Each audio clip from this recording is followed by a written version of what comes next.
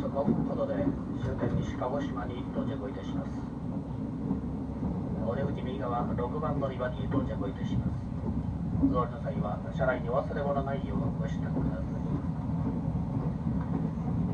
い。終点西鹿児島より指宿枕崎線快速山川行き15時12分の連絡です。2番乗り場へお急ぎください。各駅停車の山川行きは15時20分の連絡です。1番乗り場でお待ちください。早戸国分方面宮崎行き普通列車は15時37分の連絡です。到着ホーム向かい側5番乗り場でお待ちください。宮崎行き特急霧島10号16時14分の連絡です。同じく5番乗り場でしばらくお待ちください。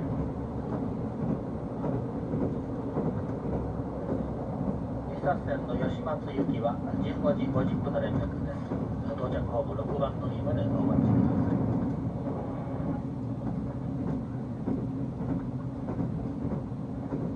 本日は寝台特急はやぶさをご利用いただきましてありがとうございました。